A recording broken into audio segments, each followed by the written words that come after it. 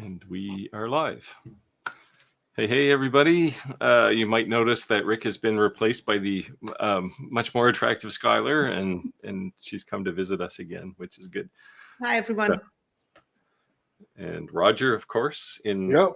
not sure if that's a Hawaiian shirt or you've been really painting badly. This is actually Senior Frogs. Senior Frogs. Nice. Oh, I thought it looked like pieces from a Monopoly board or something. So what have you guys been doing? Well, actually, we'll start with Skylar since she's been gone for a while. Well, I've been I got into this new art thing. It's called Intarsia. Have you ever heard of it? Intarsia, yeah. Yep. So I've been making some pieces with that, and that's been pretty fun and a lot to learn. Yeah, it's a very old craft, right? It's been around since scroll saw, which nobody uses scroll saw these days. I have a scroll saw. I still do. I still use mine. But yeah, especially if you don't like sanding, don't get into Intarsia because 90% of it is sanding and shaping. Yeah, sanding to fit. Yeah. Yep. We got Chris there, Tim's there. JM Creative Studio. Hey, is that new? That looks like a new name. So this week I've been doing nothing. I've been working on customer stuff all week, so I haven't really done it. Like I looked today and it was like, oh, it's Wednesday and I haven't even started another video. But fingers crossed for tomorrow. Do you have a schedule? Do you plan on publishing every Wednesday or every Sunday or whatever? No, but I like to know that I have something in progress by stream night, by Wednesday. So, and this week I have nothing. So I'll probably do a little short video tomorrow if I can on Xtool Studio. We can talk a bit about that actually if anybody's been playing with it. Because there's some enhancements for the F2 Ultra. I'm working on the Carvera Air. Do you know that CNC, little desktop CNC? I mean, I heard about it. Yeah, I saw that. Yeah, it's a really nice machine, but it's not cheap, but it's solid. It's definitely like an industrial grade for a desktop. That's the little thing that is enclosed, right? It's only about yeah. Well, they actually have a bigger one too, the regular Carvera, and it's got a tool changer and everything in it. So and It's bigger. It's got a bigger workspace. But if you were going to buy a 3018 for $100 on Amazon, compared to this, if you like use them, this Carvera Air is so much more industrial, but it's also 10 times the price. So right. But yeah, I'm working on that one. I have to do a video, F1 or F2 Ultra. I told Xtool a long time ago I would do one for the conveyor, and I happen to have a couple of things I got to make. So I'll do some volume stuff. And I've never used any of the Xtool conveyors. I was going through some boxes and stuff, clearing up in my photography room, and I found the conveyor for the F1. I didn't even open the box. It's still there. Well, I haven't opened the one for the F2 Ultra, but I did promise them that I would do a video, and I was just kind of waiting for an excuse. Right. So I have to make a bunch of keychains for customers. So I always tell people that you need to have a schedule and post videos at a certain time, at the same, time of the week and whatever. And because, if I watch Game of Thrones and I know it's on Sunday at 8:00, I'll be in front of the TV watching it because I know it's coming on. If I don't know when it's playing, if it's one day on Monday, one on Wednesday, I'll probably miss it. Yeah. Although if people push that notification bell, then they would know regardless. Yeah, then they know about it. I don't go by a set schedule. I do it like whenever I want. Yeah, but the same here. I'm preaching that, yet I have never scheduled a video. It's just like whenever I make something and I share it, then like I shared a video this morning, and one is gonna be it's uploading right now, so it's gonna go public tonight, and then I might not have one for 2 weeks. Well, Yeah, I think like the regular schedule stuff is a bit debunked now. I don't think it really matters. For me, I I just don't don't know. like the pressure. I'm like, if I have to post a video every Wednesday, well, then coming Tuesday, if I don't have anything done, then it's going to be a shitty video because I'm just trying to put something out there because Wednesday is coming. Yeah, well, that's the thing, right? Like if you feel compelled to produce something on a particular day, odds are good it's going to be crap, right? So, like the last one I did, I published on, I don't know, I think Monday morning at 9 o'clock, and I mean it's got 66,000 views. Was that So the one about the lasers you think is going to yeah, disappear? yeah. I watched that one. It was a good one. Yeah, well, yeah. I thought it was not going to be well received, but anyway, we can talk about that. What have you been up to, Roger? Well, I showed you this before we went on. This has been my week's project, is doing nothing but building candy boards for beehives. Spent all day Nice. painting 100 of them today. So yeah, that's kept me extremely busy this week. You need to hire an art student. I don't know, as much paint as I had on me earlier, you would have thought I was finger painting them, but I was using a roller. And we got another little project I'm working on. We're putting a thing together for a kids group, for young kids, and they're going to be making these signs, nice Halloween sign. Oh, you showed these last week, right? Oh, not this one. This one is going to be, this one is for the younger kids, and they're all going to be pre-painted. And I'm actually taking, when I'm cutting these, I'm engraving just a shallow line, so the kids will be able to see where to place the part, and then they'll glue them all together. Index marks. So you got a box of ghosts and a box of booze, and and everybody gets a glue stick or a CA probably, right? CA glue. And we were talking. We had a meeting Monday night about this event. There's going to be a lot of little kids. And, we were talking about the glue to use. I said, well, you're going to be under adult supervision and have the adults use CA glue. Well, a bunch of kids stuck together. Here is the project I was working on today. Oh, wow. That's cool. See, this requires art. This requires some kind of artistic skill. No stains or paints on it. It's just the wood color and working with the grain and the color of the wood. Is that tulip wood? Yeah. Well, no, this is actually bought some tulip wood. I did some unboxing of it, but this is just aromatic cedar. Oh. And I like it because it's softwood, so it's so easy to sand. So you have to shape this. And then this is poplar because it's green. And then I have the walnut for the cross. Oh, nice. I actually filmed this one. This is what is uploading right now on my YouTube. Yeah, I like tulip wood. It's kind of pricey though. Yeah, I bought it from Rare Woods. They have some really pretty boards that you can pick your own board. You can see, and you buy whatever board what you buy, it's what you get. Yeah.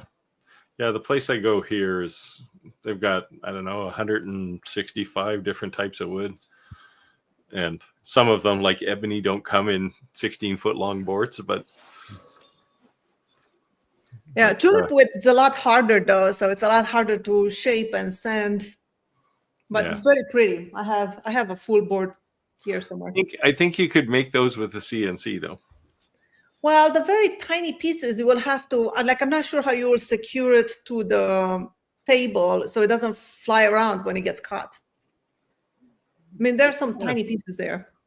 The double-sided tape and CA glue trick works really well. That's my method. And I mean, there's not a lot of, because the tool is spinning at 15,000 RPM, there's not a lot of pressure on the thing it's working on. Like as soon as it touches something, it just vaporizes it, right? Like it chips it out. The cutting maybe is not that big of a problem because, cutting it, you will cut it as the shaping because it's all sanding. Cutting doesn't take that long. Yeah. Well, you can still do the shaping. If you have that thing as like a 3D file, you can load that into a CNC. Right. Oh, let's get to the stream here. The comments. Tony types slow. I type really fast in both directions, unfortunately. Hey, Chris. Back from snowless Perth. ATB's back. South Carolina. Hello. Hello. Hey, David. Yeah, there's David. Good evening.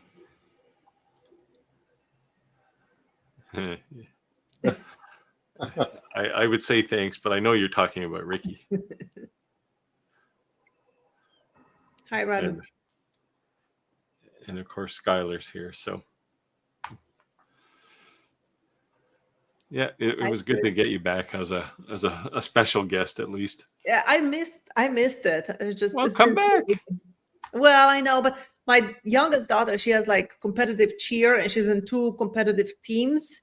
So she has 4 times a week practices and competitions in the weekend, and we have to travel to Boston and New Hampshire, and it's just kind of crazy. And her cheer, of course, it happens on Wednesdays from 5 to 7.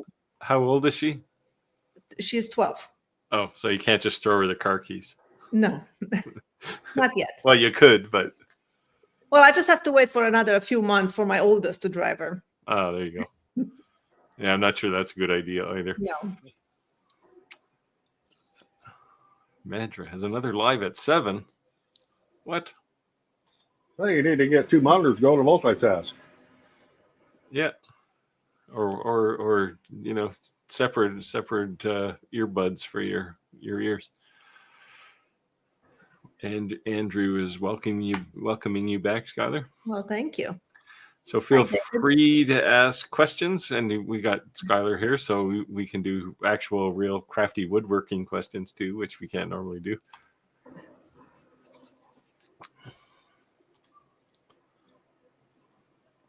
Led Zepp 331. Hey, that's a new name too. Oh, everybody's saying hello to each other here. Let me just cut down. Oh, what's this? Oh, apparently I put out a misunderstood video. Oh, must have missed that. What was it? Well, I guess it was the diode laser one. So in fairness, some people said, well, diode lasers aren't going to die. And I didn't say they were. In fact, I said they're going to continue. They're just going to be really boring, right? Because there's not going to be a whole lot of new stuff. It's not much. It's kind of like iPhones, right? You can't add too much to them. It's already as great as it's going to be. Yeah. And I mean, the thing with diode lasers is they tend to be used by first-time buyers. And sometimes your second laser, but those people, anyone who wanted a laser already has one, right? So this is now a replacement market, and you're just not going to sell as many lasers in that market. I think diode lasers are still great. It's just the problem from my point of view is that people that buys them, they just watch YouTube and they watch me and you, and they see that we do coasters, keychains, leatherette patches. So they have this idea, that's what you do with a laser. They buy an expensive laser, it's $4,000, and they do coasters, leatherette patches, and keychains. They go to a craft show and sell nothing because 15 other people sell the same thing. So it's like, they don't know what to make with it to actually make money. Yeah, the problem is in the span of a 10, 15, even 20-minute video, it's hard to do a serious like money-making project, right? Like it's not some YouTubers won't show you like some real meaty projects because it's their business and they don't want to mess it up. It's not my business, so I'll show anything, but it's tough, especially when you're doing something like a review, right? You can really only show how good engraving is or how good cutting is. Well, also when you do a review, you're looking for cheap blanks, right? You're going to use a lot of blanks to test. Yeah. So cheap blanks will be coasters, keychains, whatever. So that's what you're making because you're not going to spend $100 on a blank to just test it. Yeah. So, but yeah, in fairness, your point is taken. We do tend not to talk too much about advanced projects, but I did the clock not that long ago, and that was a pretty advanced project. It's actually easy to cut out. It's just a pain to get it put together and get it working, right? I watched your video and I was so intrigued. I immediately went to that website and purchased the plans, yet I never done it. Yeah, well, I watched that one too, and then after watching it, I thought, oh, hell no. You see me, I was like, oh yeah, I'm going to do that. It's going to be awesome. So getting everything balanced in that thing is tedious. And as a result, I'm actually going to redesign that clock with an electric motor and get rid of the pendulum and the spring and all that kind of stuff. It's on my list. One of these days, hey, I'm going to have some time. Winter's coming. What else we got here? Sydney, Australia. Oh, we got a lot of Australian people. We need to do an Australian roadshow. We can go surfing and talk about lasers.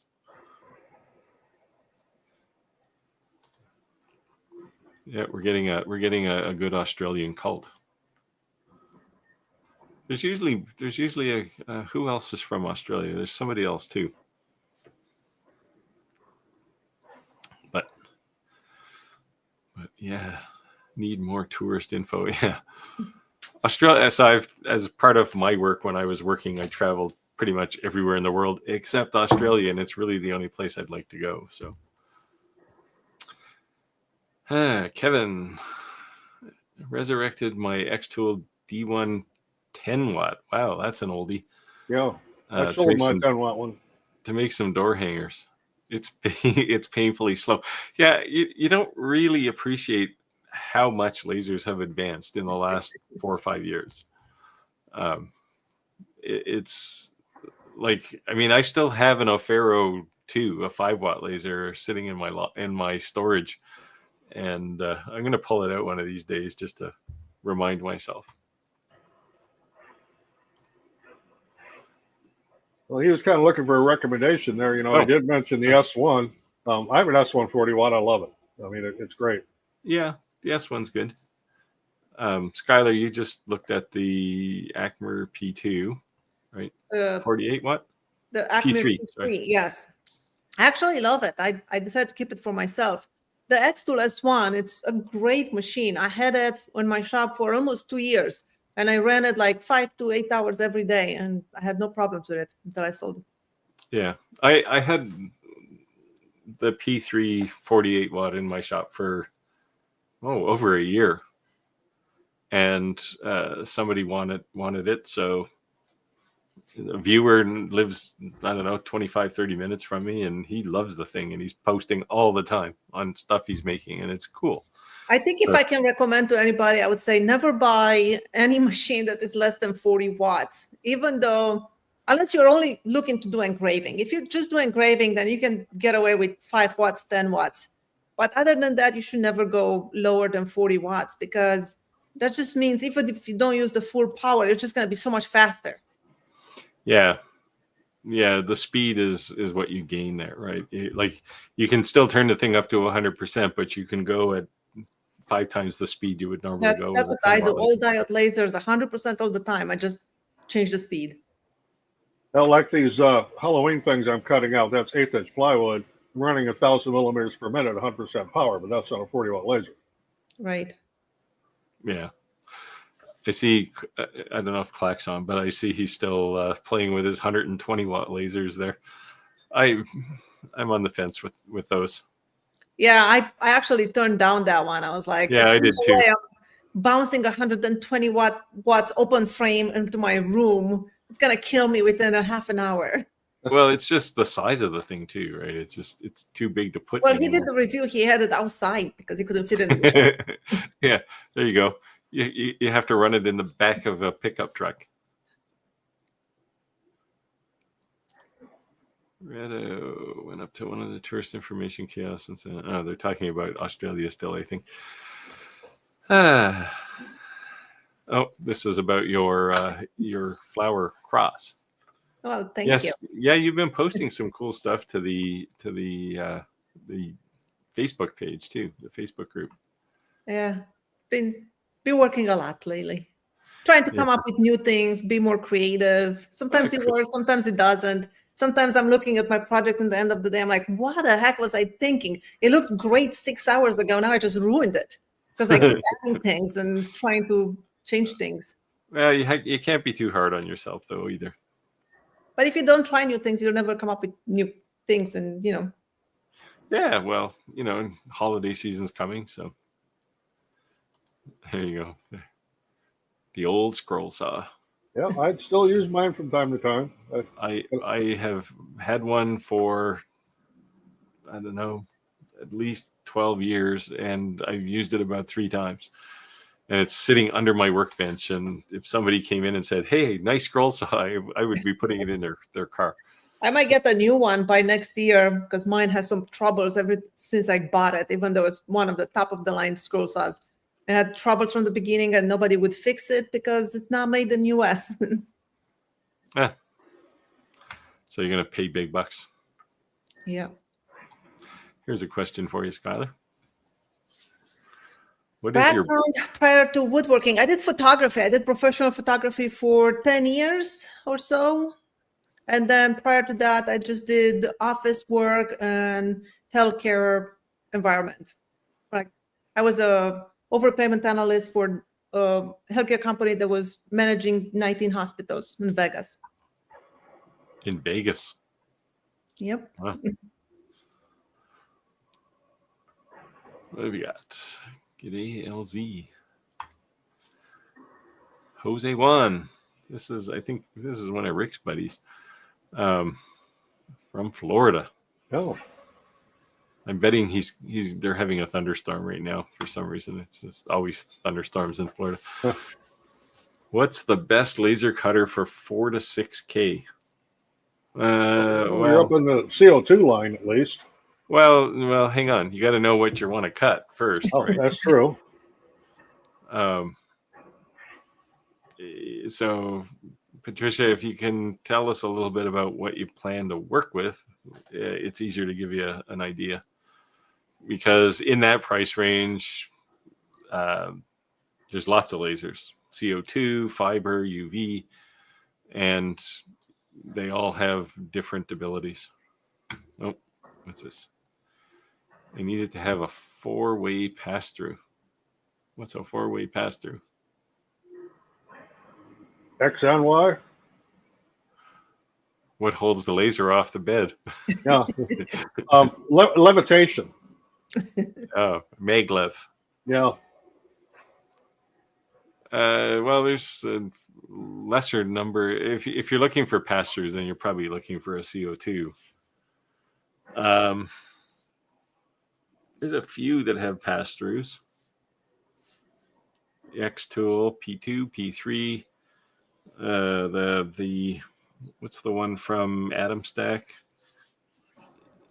Atom Stack Craft, or no, the CO2 laser. The CO2 laser. Hurricane. Omtech has one, I think, that has a pass-through. There's a few. Lasers, yes. So this is the message, as Led Zepp here says, lasers are just another very useful tool in the workshop. This is the message I keep trying to hammer home to people, that you can't just buy a laser and say, now I have everything I need, right? Because it's just not realistic. Because if you go to a craft market with a bunch of engraved coasters, you're not going to sell any. So most of the things I make have a combination of CNC and laser engraving, obviously table saws and things too, because you tend to be working with big chunks of wood. But those last mile tools tend to be like CNC or lasers, or both usually. I don't even do engraving. I think I only did engraving when I test machines. Other than that, I have never done engraving for a job that I'm going to get paid for. Huh. I put my mark on things, like I make something and I'll put my logo on it. But I've never done engraving for money. I use my lasers for cutting, for making things. The project I'm working on right now, I'm doing a bunch of engraving on brass because it's a trophy, right? So, right. But or a plaque. The plaque itself is wood. Here's another question for you, Skylar. Well, I guess Radu, that was AI video. Just use the cross photo that I took. I made the cross, and then that was AI edited. Can we see the flower cross glow like it did in the video? Did you put lights in it? I use an AI app that is free, and I just made it like bloom and grow roots and whatever. So no lights in it. No. Yeah. Now Tim is in fear. The Aussies are taking over. Yeah. But he wants to go on a road trip. Yeah. Road trip sounds fine. I've always wanted to go down under, but my wife doesn't want to take that long flight. Yeah, the only thing that worries me about Australia is everything there is trying to kill you. I mean, the worst thing we have where I live is a tick, maybe. Maybe you'll get Lyme disease, or worse, that the tick that bites you and makes you allergic to red meat. That would be terrible. Oh, we have so many ticks in Maine; it's not even funny. Yeah, we have a few here. We've pulled a couple off the dogs.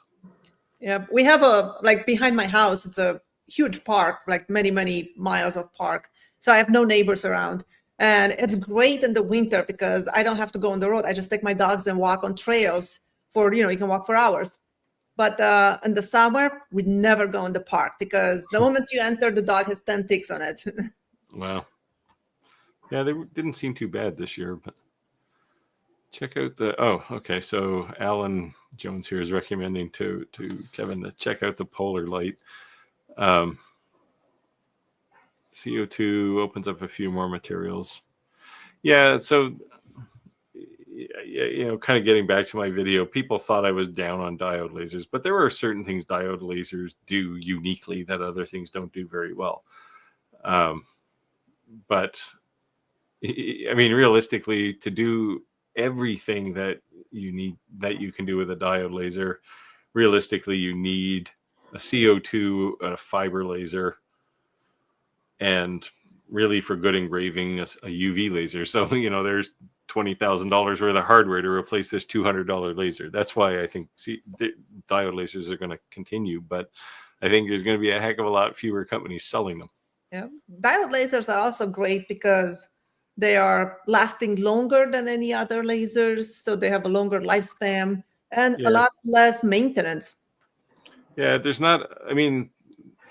even the laser module itself isn't really consumable, right? Like it's designed to run the life of the laser. So, whereas, a UV or a CO2 tube, if you can get 2 years out of it, if you're using it, in a business for sure, you're lucky. Yeah. But and I don't know about, fiber lasers, they claim are good for about 10,000 hours of operation. Which, people say, well, that doesn't sound like very much, but 10,000 hours, divided by 8 hours a day, 7 days a week is a lot of days. So, so you're looking at years. When I had my X-Tool S1, the 40 watt, I didn't know that you're supposed to change the lenses so often. And I was doing mostly cutting. It was cutting like 5 hours a day, every day. And, after a year, it started to not engrave so well anymore. It was all gray and kind of blurry. And I finally Googled it. I was like, oh, you're supposed to change the lens. You can't just clean it. It's not going to last forever. When I changed it, I was like, oh, wow, it's like brand new. But I just didn't know that. I just ran it. I have a 40 watt D1 Pro literally hanging on the wall above my CNC. And I looked at it today and I thought, I'm going to pull this thing down and do something with it. But it's still hanging there. I didn't have time. Patricia's back. Yeah. Yes, they are. I'm looking forward to adding another to my garage. Well, hopefully it's realistically for 4 to 6K, you're probably looking at a CO2. If you want something bigger, then look at AP or Aeon. What else is in the big category? I don't know, Boss Laser, but you don't hear a lot about Boss Laser anymore. So I don't know. They might be gone. Who else has big CO2 lasers? Well, now the P3. It's not huge, but it's certainly bigger than the previous generation. Yeah, the built-in chiller is a good idea. Rick actually put a chiller on his CNC spindle. Nice. I just run water through the thing into a bucket, circulating. Seems to work fine. Go visit the goats next door. New ideas will come to you. I assume that's for somebody else. My neighbor has dwarf goats. I go there when I get stressed in the shop and I'm like kind of overwhelmed. I need a break. I go there and play with the goats. I made a short about it a while back, like a year ago. So Jose is asking if you can engrave on glass with CO2. You certainly can. It's one of those yes but things, though, right? I mean, a UV is better, right? Because it doesn't crush the glass. Yeah. The problem with CO2's engraving glass is they kind of melt the surface when they're engraving, and then it chips off, and you have to take a wire brush to them. Oh yeah, you definitely don't want to rub that with your hand right after you engrave it. No. You'll end up with little tiny glass splinters you can't see. I've also done tempered glass on my CO2. That took some experimenting because I made a lot of redneck diamonds the first couple tries. That stuff will shatter pretty easy. Yeah, you heat it up a little bit and it'll crack. Yeah, UVs are much better for doing glass because they don't make heat, for one thing, but you can also control the depth that it's engraving at. So you could put something on a glass, but in the glass as opposed to on the surface, or on the inside of the glass. I've done it plenty of times when I went below the glass and engraved on the machine. Yeah, I've done a few of those. But yeah, you can figure it out. This is one of the places where the Omni X, I think, is a little more precise.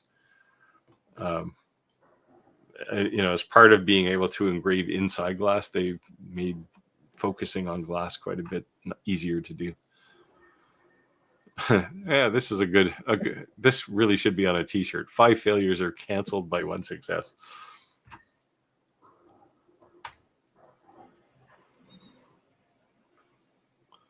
All-in-ones.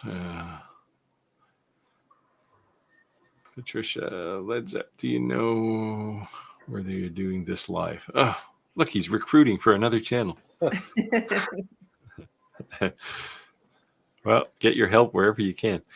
I did have somebody trying to convince me that from the diode laser video, that diode lasers were just going to become part of 3D printers. And I'm not so sure. I mean, Bamboo has one, but I still think it's going to be awfully dirty inside a 3D printer when you start cutting. I would never do that. Yeah. Yeah, as we say, when a tool does more than one thing, it's usually not good at either of them. Yeah, I usually try to stay away from those. Florida. God's waiting. Got nice beaches in Florida, but it's too hot. Cut acrylic, MDF, and plywood. You're definitely going to have to go CO2 there. Yeah, that's CO2. I think the X Tools ones are great for that. Did you notice that X Tool came out with X Tool Studio now? They've replaced XCS. No, I have not opened it. No. Wow. I haven't seen that either. I've been running it, and they've cleaned up some of the usability, especially around, like, if you have multiple X Tool lasers, switching from one laser to another got better. And there is this improvement they made for the F2 Ultra, which I'll do a short on, hopefully tomorrow, if I don't get tied up with something else. Yeah, it's just a little cleaner version. The thing that impressed me, though, like I've heard people, and I actually got a comment today about it, people complaining that Xtool abandons users right? There's still a few people sore about the D1 Pro, but Xtool Studio still supports the D1 Pro. It still supports the D1. It even supports the make block if you want to go back about 5 years. So they haven't really abandoned anybody. It's true they stopped making the D1 Pro, I'm sure, because they couldn't make any money on it, but they still support it with their newest software. So I kind of discredited that claim. Multiple YouTube channels, so you won't see all the chat. Oh, okay. So this is so for Patricia's sake and anyone else, we run this stream on, well, hopefully Skylar's channel tonight, Roger's, mine, Rick's, and also a couple of Facebook streams. Yep, so on my Facebook page as well. It's kind of everywhere, which is why we read the questions, because a lot of people they might be on Facebook and they're only listening to it, or, like a lot of people just kind of put it on while they're in their shop. So they don't get to see the video. So that's why we read the questions. I stream it on my YouTube and I have it on my Facebook group. Well, you still watch us at least. That's a good thing. But it's better when you're here. You can talk about things you're doing. Jack in the shop. Hey, haven't seen Jack here in a while. Get an open frame diode that you can sit on top of a project. This is the one place where open frame diode lasers work well, right? If you got a big sheet of something, you can plunk it in the right place on that sheet, and you can engrave, a 400 by 400 piece. You can do that with the Acme P3 too, because the tray comes out with the crumb tray, so you can basically put it on top of a big sheet of plywood or whatever you have, and then because it's manual focus, you can lower it as low as or high as you need. Yeah, the one thing that annoys me about the Creality lasers, the Pros, is when you pull the tray out, the thing stops working. Yep, they have the sensors. So it's like, why would you take away that great feature? Here we go. Chris is saying the Hurricane or the Glacier. Yeah, both of those will be suitable.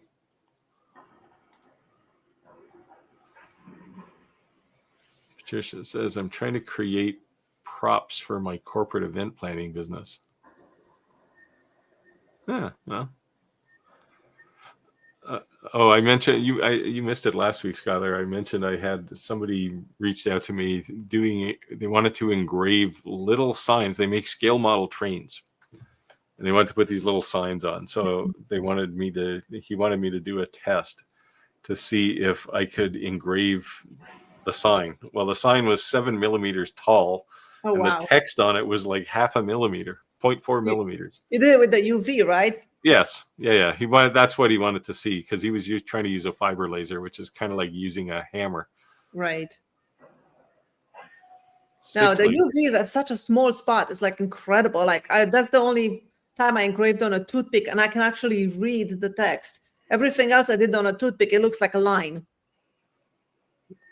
Yeah. It's just so tiny. But I did it. It looked all right, actually. So I think he's going to end up buying an Omni X. Yeah, this statement of buy once, cry once, that pretty much holds true. I haven't heard that before, but I felt it a few times. Does this hold true? Yeah. In retrospect, yes. I like my spiders smaller than my... See, this is my sentiment, what Jack says here about spiders in Australia. I like my spiders smaller than my VW.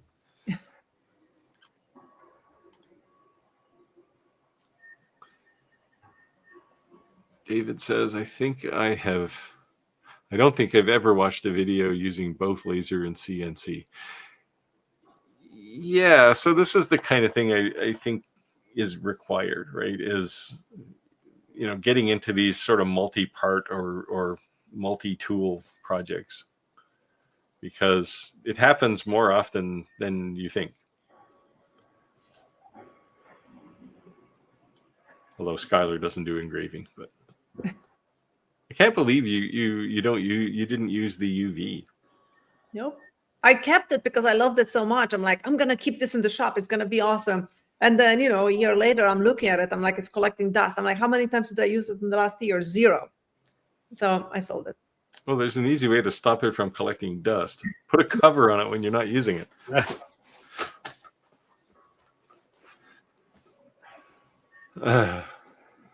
Oh, so you only want to see babies in the nest. We're referring to these spiders here again. The spiders, yeah.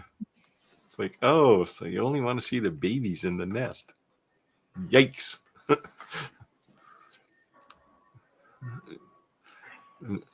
Craig says, oh, this is another new name. Craig says, I'm looking to print on leather. Get a gas mask. And what machine would you suggest? The Pro Color or the Eufy Make? Oh, for printing on leather? Then you don't need a gas mask.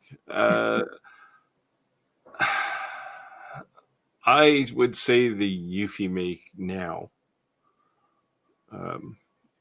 But you'd probably have to use flexible ink. They make a flexible white ink, and then you lay that down first, and then you can put color on top of it.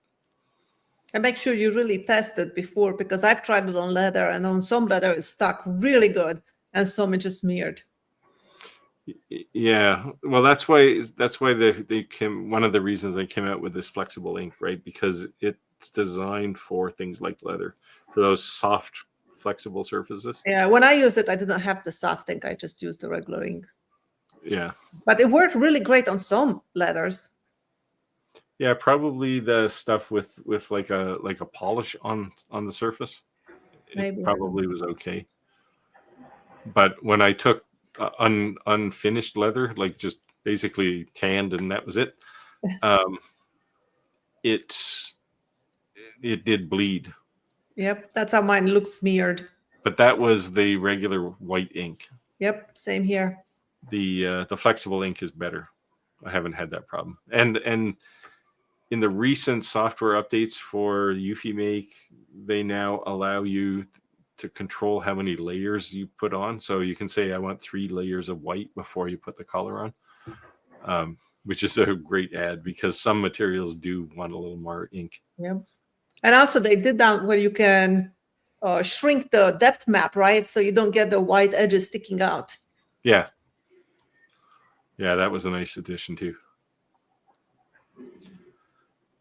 Did you did? Oh yeah, you got your printer, but you didn't get ink yet. Yeah, I don't have the ink yet. It's coming. So one of the things I noticed with the production E1 is it's a little noisier than the original, especially the little gizmo that stirs the white ink in the cartridge. You can kind of hear it rattling.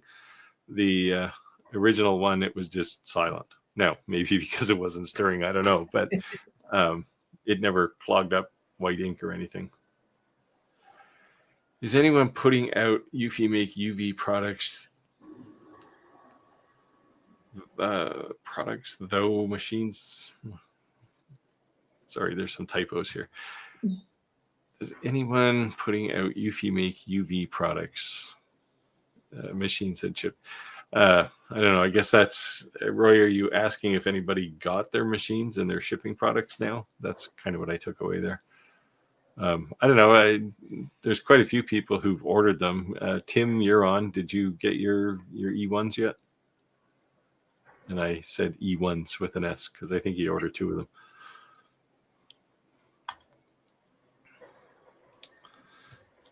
Oh, Jim's got an update on his stolen from coaster thing. This is something that I do B2B, very successful with it.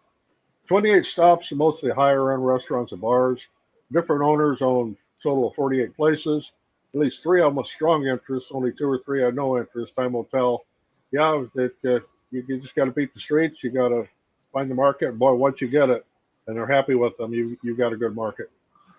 Yeah, if I was going to sell volume products, I'd be hiring Jim. He's like a born salesman. He sent me his catalog, which I quite like.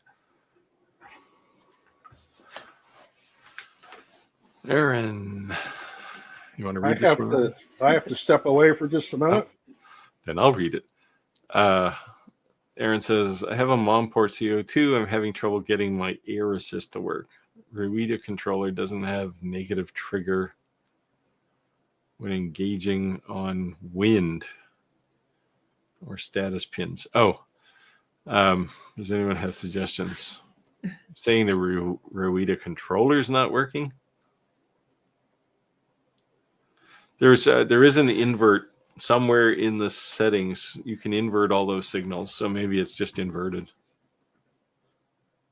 And if you need a high signal and it's high all the time except for when you need it, it might be that.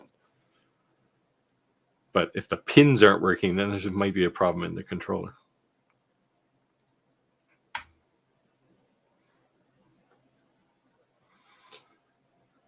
Yeah, Chris sums it up here. Yep.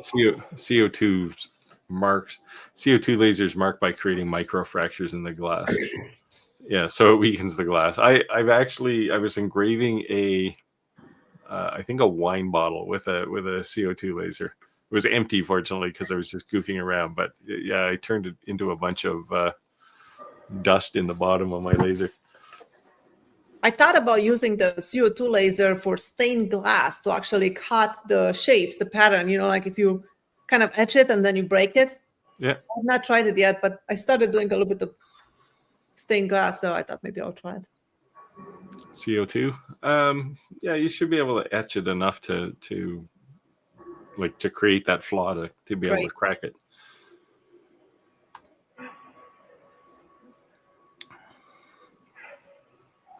Do you want to read this one, Roger, or do you want me to? Oh, no, I see. It's ATV. He says he was checking out all the X-Tool engravers.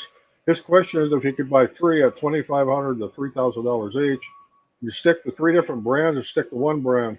Well, if you have 3 of the same thing, then parts becomes a lot simpler. Yeah.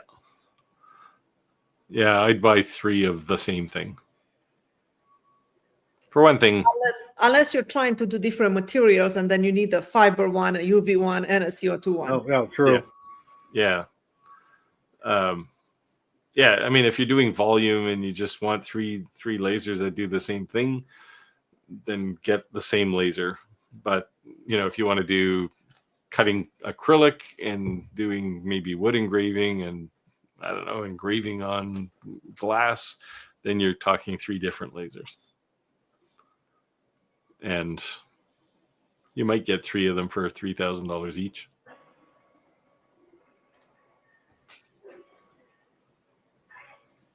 Yeah, Jack says it with 100% no on no lasers on my 3D printers. Never. Right. Yeah, I'm the same way. I think that the laser built into the bamboos now, that just screams bad marketing to me. For a couple of reasons. One is that it's dirty, but it's the multi-tool problem, right? If you're using it as a laser, then you can't use it as a 3D printer, and most print jobs take hours. So if you're trying to print something and now all of a sudden you need a laser, well, that thing's not going to be free for 2 more hours, right? So longer. Yeah. So I don't know. I would just buy 2 separate things. For one thing, I don't like when you put that laser upgrade in the bamboo, it's almost the price of a separate laser anyway, because it's not cheap, right? Oh, I was going to ask you though, Roger, about, since we're talking about bamboos, I'm looking to buy one, and I was looking at the H2S and the H2D. Do you have any sort of background on those? Not on the H series. I do on the X1s and the Ps. I have those. I'm leaning towards the H2D. It's quite a bit more money, but it can do, if you're printing 2 colors, there's no like. Less printer poop. Yeah, it switches instantly, right? So I don't perceive doing, like, I've seen crazy things. Like if you look at, I don't know, 3D printer nerd, Joel does some crazy color stuff, right? And it's like, I'm never going to do that. So like they talk about putting 4 AMSs on one head and 4 of the HT things, the singles on the other, and it's like, who needs all those? Right? I can just imagine trying to keep all them rolls of filament dry too. Well, think about the space it takes too. Yeah. Like you can put one AMS on top of the printer, but after that you're kind of floating. Anyway, I'm kind of thinking about the H2D.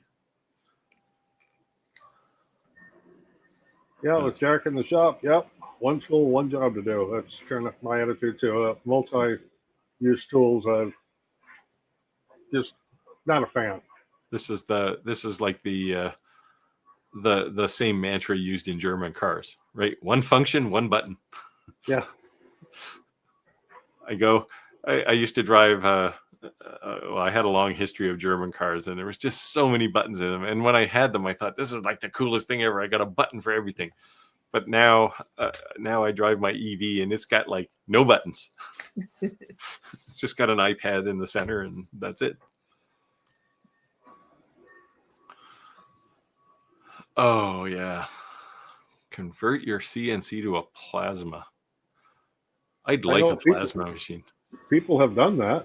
I'm not going to, but I do have a plasma cutter, but it's not computer controlled or anything. It's just a manual. Handheld? Handheld, yep. Well, you're already halfway there. You just need an XY carriage, so yeah. Grab some old laser and stick it in. This is why, like for things like the Onefinity, they sell a 40-watt laser for this thing, but they don't sell a plasma cutter. Plasma cutter would be way more useful. Of course, then you'd need a steel table. But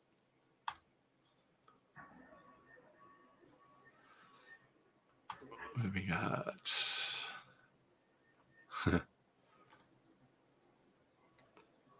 Jack in the shop says, yeah, it's one closer to swapping. That's closer to swapping 20 watts for a 40-watt diode laser with plasma.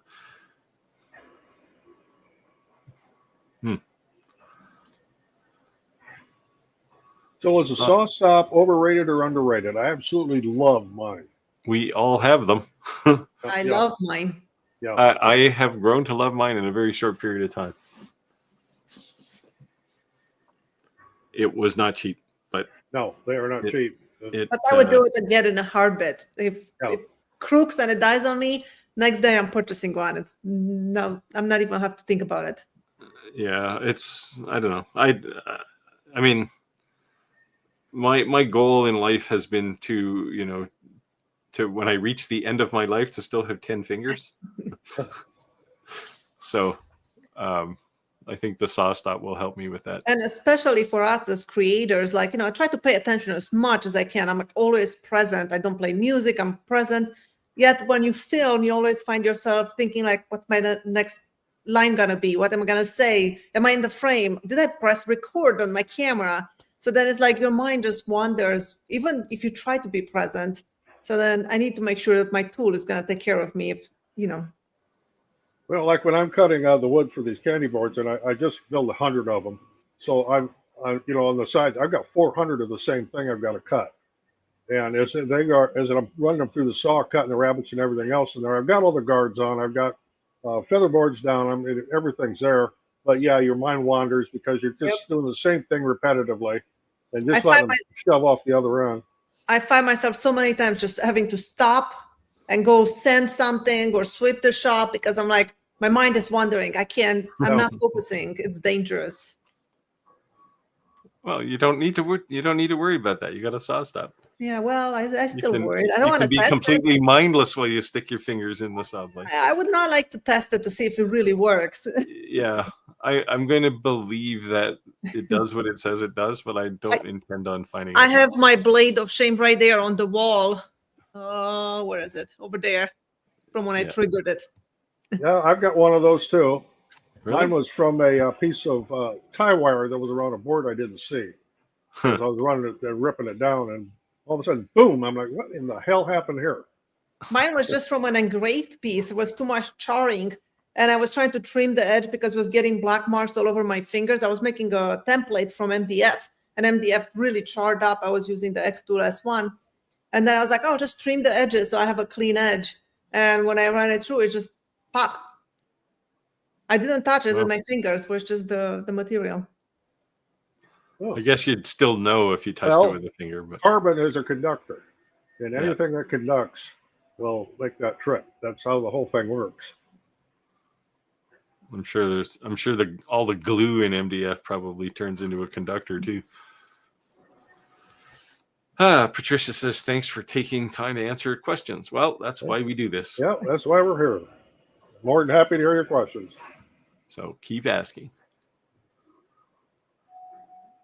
Maybe Patricia needs a giant 120 watt Acmer that Clack has, 4x4 or 4x8.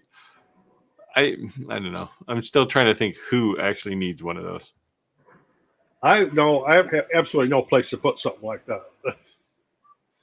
I don't know. Is anybody who's watching, do you actually have a need for something this big? I think the only time you will have a need for it if you make giant signs that are just engraved, and then you have a room that is, I'm imagining this room designated to your laser. Your laser is there by itself, nothing else in the room. And then you have the remote. I think the Acmer has a remote. So you can start the laser from the other room so you don't get any kind of laser beam, attacking you. Yeah, or you could just use a CNC. Or that.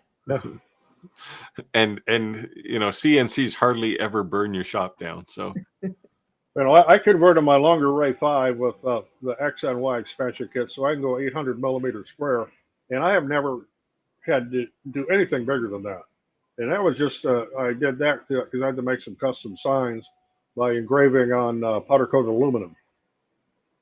But otherwise, I've never had it. In fact, it just sits against the wall now because it's so big, unless I absolutely need it. It doesn't take up much room, though. It's just a big skeleton. Yeah, just a flat panel on the wall, 4 foot by 4 foot panel on the wall. Yeah, I've only ever had to do, nothing with lasers, because like even my CO2 is 3 foot by 2 foot bed, so that covers most of my CO2 work. The CNC, I've only ever done one project that was bigger than my CNC. The biggest project I did was a coffee table with a handheld CNC. I used my Shaper Origin just because it was oval. So I wanted to cut a big oval for my coffee table. I still don't know how those Origin things work. I know, they're like magic. I have it right here. It was just the programming. It's really, really easy. It's just kind of like a laser, but then you hold it and it self-corrects itself. So you can move it a 1/4 inch, almost like 1/8 of an inch, left, right, and it will retract the bit and it will not cut. And then it just continues and keeps the path. It's crazy the way it works, but it does work. What's with all the dominoes, though? That's where it knows where it is. So I have the workstation there, which is like a bed that is made by Shaper. So it has the dominoes in front. So every time you put the machine onto that, it knows exactly where it is within that space because it reads the dominoes. But then they have the domino tape. So if I need to make a coffee table and I want an oval that is 4 foot long, I can put a board on my work surface and put those dominoes. And then I do a scan. So the CNC reads all the dominoes and knows exactly what it is. And then I can drop the design and it will just cut over the dominoes and it just cuts my shape. And that's where it knows where it is with the dominoes.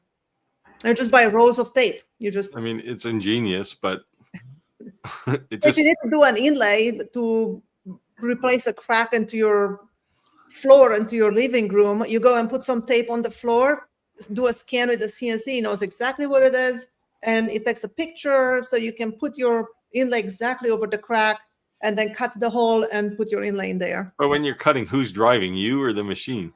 You are moving the machine, but it's on the screen. It has this path with dotted green lines and a blue line. So you're just following within that path.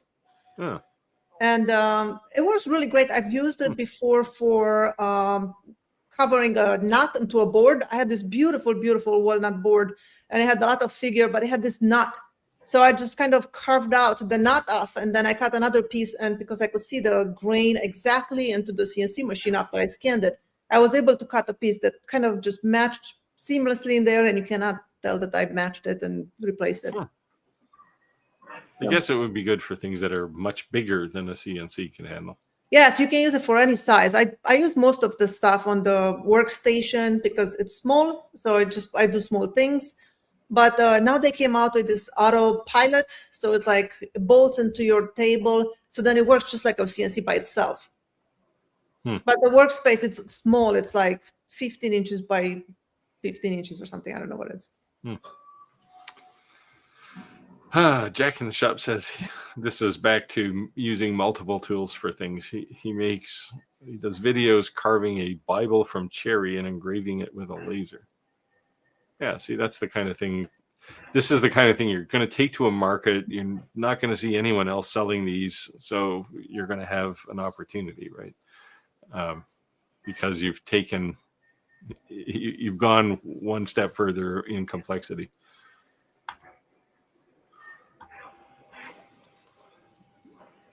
Steven says, I'm working on a combined laser CNC project as I'm watching this. Oh, good. Yeah. Sleepless in Warsaw. Well, it's like 3 a.m. there, isn't it? 2:33. Wow. Probably looking up to make sure there aren't any drones flying over. Yeah, I heard about that. Crazy. The world is a crazy place. Patricia says, what's the best affordable UV engraver that covers a large parameter, a large workspace, I guess?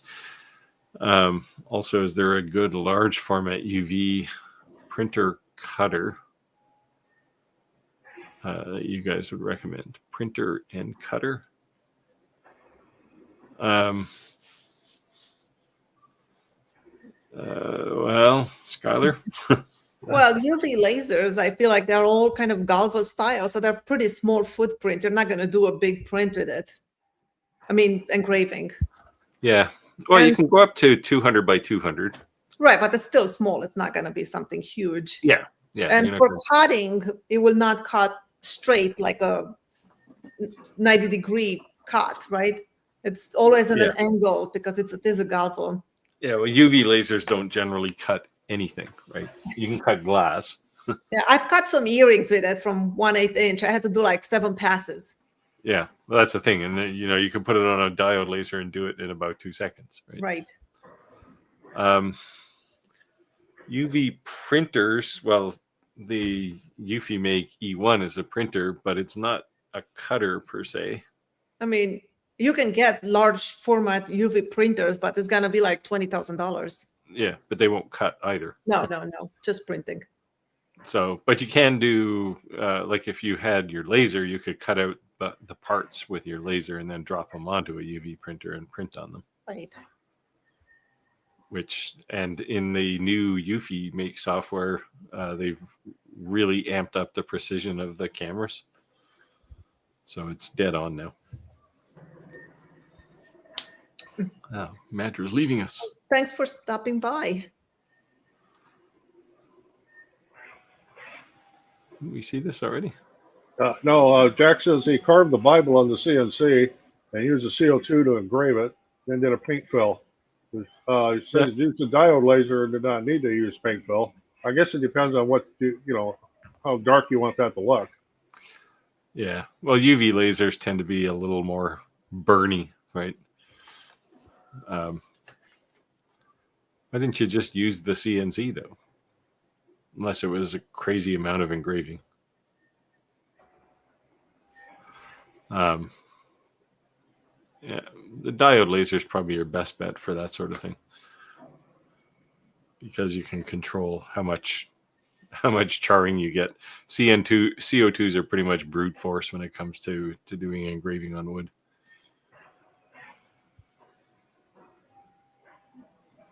There's the question for you, Skylar. Maybe hide, maybe processed leather. I have no idea what I bought. I bought like a whole bunch of samples from Amazon. There were like packs of 20, like real leather, leatherettes. I got all kinds of things and tested them. And some of them they were like this trays that have the snaps. So you have like a little leather tray. And for some things worked great, for some didn't. And I have no idea what kind of leather they were. Yeah, Yeah, well, then you should watch if you're trying to laser cut it, right? Because there's some tanning processes use chromium, and that's not really good. Well, no, I wasn't cutting it. I was printing it with the UV printer. Oh, okay. Only on smearing. No, I never cut leather because I hate the smell. Yeah, I am with the UV printer a couple of times, and I mean, for that one, it didn't smell bad, but I don't do engraving. So. Yeah, you couldn't smell the ink or the leather over the ink. So I still do some key fobs with leather, but I do it on one of my enclosed lasers that's rented outside, so I don't have to smell it. The one thing I do want to do with the UV printer, I want to do the gold leafing, whatever you call it, on a leather where I have like a nice design on a piece of leather and use it as a top of a box. So I would like to do that. Yeah, I've done a bit of that. I was going to do a video on flexible white ink and then foil, and then they said don't bother. We're going to send release printers, and so I still have it. One of these days I'll get to it. I do use a lot of the laser foils. So those work really good for me. Yeah, I've never tried those. Those are really awesome, and you get them in silver, gold, red, green, and blue. I think those are all the colors, but they work so well, and it takes the trick is to find the parameters where you just cut the foil, but not the wood or the leather or whatever you're doing in, and then you just kind of weave it through, and you have some beautiful gold. Where do you get this stuff? Is it like an Amazon thing, or? I got some of it, the gold, silver, green, and red. I think you get it on Amazon. The blue, I had to get it from some weird laser supply that was like $100 or something for a roll. But I'll show you what it looks like. Hold on. Tim doesn't have his E1 yet. Mid-October. Wow. That's a killer.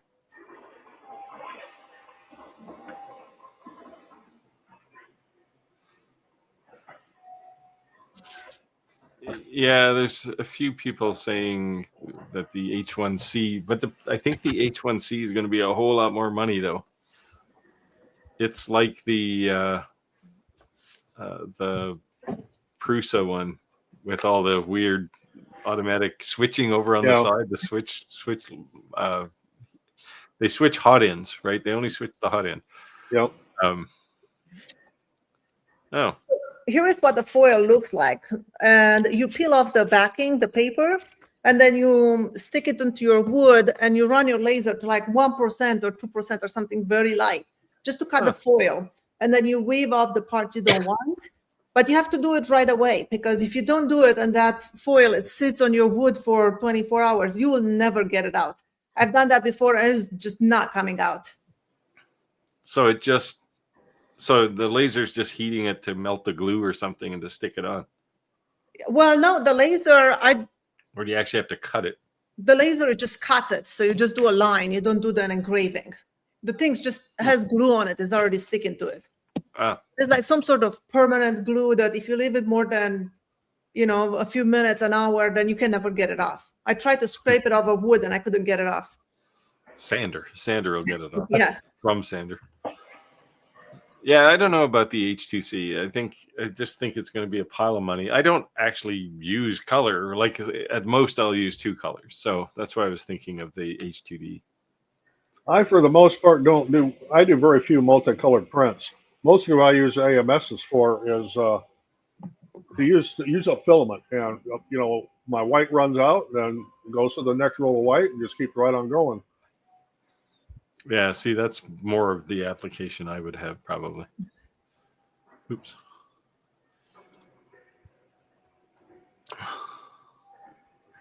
Yeah. I've been kind of poking around, looking at things, and the H2C is definitely coming. They say Q4, but I think it's just going to be a lot of money for something I'll probably never use.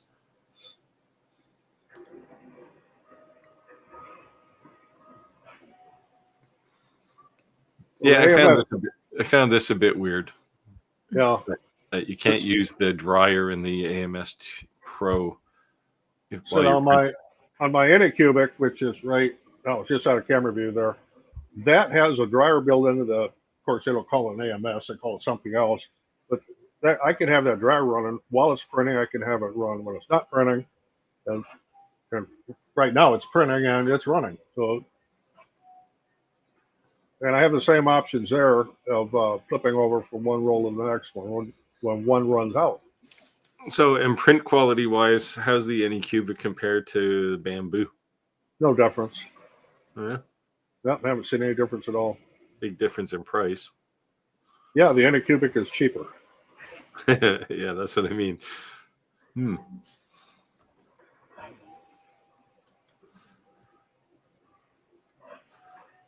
Ordinary woodworker wants a SawStop but can't afford it right now. Well, Yeah. you know, there's this other argument, and I'm not going to try and sound like a cheerleader or anything, but you know, one trip to the emergency room with some sawed-off fingers is going to pay for that SawStop for what it's going to cost you for that ER trip. Yeah, well, here it wouldn't cost you anything, but you'd feel pretty stupid with a handful of fingers. Yeah. Yeah, that's that was my rationale too. I mean, the thing is like $6,000 by the time I got it here, and it was way more than I was willing to pay, but I paid it anyway. I remember when I got my first table saw, it was just a contractor dual saw. And I was so afraid to turn it on because I didn't know any woodworking. I was just getting into woodworking. And I didn't turn it on for a full week. I watched all the safety videos on YouTube I could find. I'm like, I don't want to cut my hands off. I'm going to watch these videos, learn everything. So I watched a full week of videos. I was like, I'm ready. I'm going to go cut something. And I made a few cuts. I was like, oh, this is so easy. This is nice. And then 2 days later, I was cross-cutting a piece with my miter gauge with the fence on, even though I watched videos that tell you not to do that. Yeah. And I had a piece fly right by close to my head. It went onto the wall. It was so scary. I was like, that's it. I'm not going to use the sauna for 2 weeks. I'm going to watch all the videos again. Well, they did tell you not to do it. I know, but I was just like, you forget. I mean, I didn't know. Yeah. You don't know what you don't know. And some things you remember, some you don't. The one thing I noticed about the SawStop versus my contractor's saw is my contractor saw used to throw things back all the time. Anything that was on the left side of the blade, the cutoff piece, basically, that thing was coming back at you. The SawStop doesn't seem to do that. And there's been a lot of times when I would do something that should have thrown it off, but it won't. Yeah, so, I think it's because it has less deflection on the blade. Maybe. Yeah, I guess. I've also developed a habit years ago, whenever I'm running the table saws, I stand to the left of the blade path. Yeah, I always stay on the left, like way on the left. Yeah, I stay, well, just don't stand behind it. Left or right, just don't stand right behind it. Hey, Venturi, Steve's here. Oh, good evening. He's testing an Omni X2. So is Clack, actually. Yeah, Steve's here. Yeah, he gets a V behind his name. He's Steve 5. Oh, the Vikes squeaked one out. Well, being a Bears fan, yeah, they did.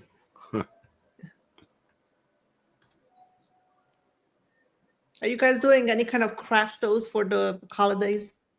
I don't do craft shows anymore. No. If somebody comes to me and says I want something special, I'll make it, but I'm not going to make 100 of anything other than I have to do a bunch of keychains for a business side. I did go to a craft show 2 weeks ago, and I actually interviewed some of the vendors there. I haven't put the video together yet because I'm still trying to figure out how to mask out the background noise because there's music in the back, but I'll get copyright hit with it if I put it up like it is. But I talked to the people that are actual makers and not people that are just buying stuff from China and reselling it. So I was selective about which booths I went to, and the actual makers are just more than happy to talk to you. And they were doing pretty good. And I didn't see any two places with the same thing. Everything was different. Nice. I have not done any this year. I did last year. I did one pretty much almost every week. And I swear to myself I will never do one again. But I do have one that I have to do in November, which is for my kids' school. So getting ready for that. I try not to do that sort of thing because it would almost be like a job then. I'm supposed to be retired, so. This time I want to approach it completely different. I have like, right now in my store, I have 190 items, and I'm going to bring nothing that I have in the store. I come up with a new idea what I'm going to go to the craft show with, and I'm only going to bring like 6 items that I have to make, but a lot of them. Focus. Yeah, that's a good thing. Oh, Stevie Z is saying he was in a shop yesterday, and the lady that owned it had a Red Sail brand laser. I'm not familiar with that one. That she uses to cut 4x8 sheets. So I thought Akron was the only one that had one that big. Pretty huge. Well, I know there's companies around that have big ones. There's some big, like industrial lasers that'll cut that big. But yeah, I don't know how big a market this big footprint laser is going to have. Like, I've never woken up and went, gee, I wish I had a 4x8 foot laser. I say 90% of my stuff that I do with the laser, I could use a 12x12 laser. Yeah. I don't need anything bigger than that. Yeah. Well, I mean, I do most things on Galvos now, right? So it's, it's this big. Yeah. 100 by 100 millimeters. The only thing that I do make with the laser that is bigger is my acrylic templates. Yeah. Well, yeah, but then you're looking at a CO2 anyway, right? Right. Patricia says that's what I need. Yeah. So that's what I need. The props are quite large, create false walls, and life-size props in my RV garage or converted into a studio. Well, that's kind of an interesting idea. Wish I had an RV garage I could convert to a studio. I think my workshop, the guy who owned this house before me had his RV parked in it because it's got 12-foot ceilings. No.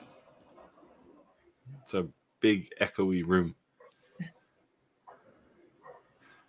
I hope to need a 4x4, 120 watt someday. Well, yeah. Needing one and having space for one are two different things. Well, 4x4 is not too bad, but 4x8, that's a lot of space. You better be using it a lot to make it worthwhile.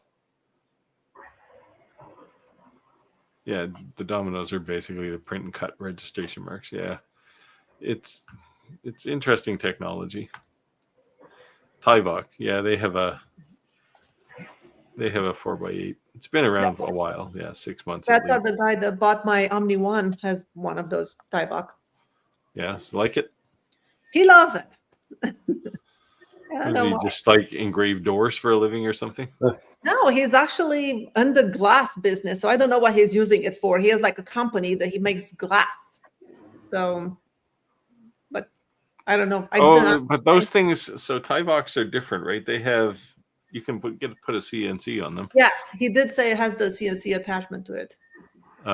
So if he's engraving glass, he could do that with the CNC. Yeah, I don't know. That's why he bought the Omni One for me to use it on glass. For the small parts, obviously.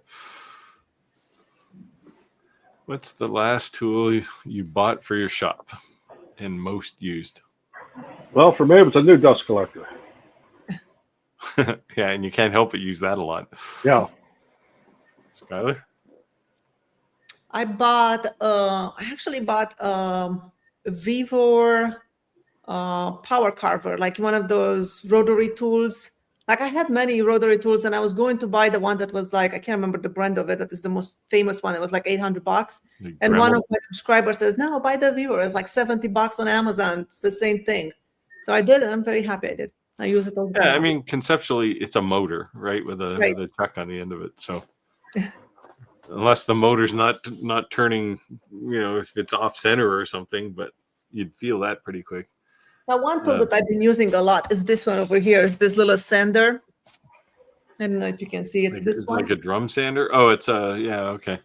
But it has like this drums. They're actually pneumatic, so you inflate them with a bicycle pump. So they're so easy for rounding over edges and stuff because they're soft and squishy, so you don't get those ridges. So it makes it so nice. I pretty much left it there because I use it all the time now. Yeah. Do you have a dust collector on that thing? I have my big dust collector. I have the hose and then the chute over there, so the dust gets sucked in most of it. There's no way you're going to use that without making a lot of dust. No. I use a respirator too when I use it. I also have one of those full-on helmets with the air blowing. Oh, well. Well, the last thing I bought was my SawStop. The next thing I'll buy is probably this 3D printer, but because I got a couple of projects to do.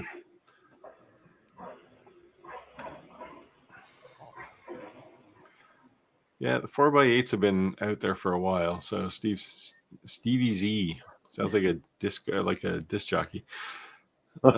Didn't realize that 4x8s were out there for so long. Seems people were talking about the Acmer like it was unheard of in that size. Well, yeah, I mean, Tyvok definitely kind of led that race. I don't know. I don't know what power the laser in a Tyvok is either. Is it 120? Probably. They're all liquid cooled anyway, those things. Just, I don't know. It doesn't seems like an answer looking for a question, a big laser like that, for the most part.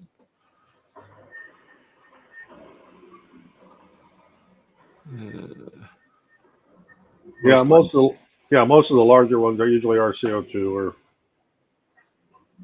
I don't understand why they haven't put like a fiber on a XY carriage like a CNC. Because really all you need is a long fiber cable, right? Just put it on there, and then it doesn't have to be a galvo. It can just cut straight down. But nobody seemed to have done it yet. Of course, now next week there will be 1 million of those things coming out. You gave them the idea. I didn't realize the Acmer was a diode. Yeah, I mean it's probably 50 diodes. Like it's a lot. 130 watt CNC. Yikes! It's just in an open frame. That's just downright dangerous. Someone DIY an 8x60 diode for carpet cutting. Oh, that's got to smell good. Yeah, you're definitely going to want to do that outside or in a big ventilated room. Yeah. Yeah, it depends on how much text customers want. Yeah, I guess if you're doing a lot of text, the CNC is doable, but it's not all that efficient.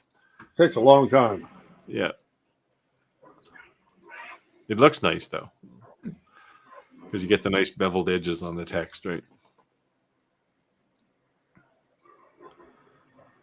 I always find leather blanks ahead of time. You won't need to cut them.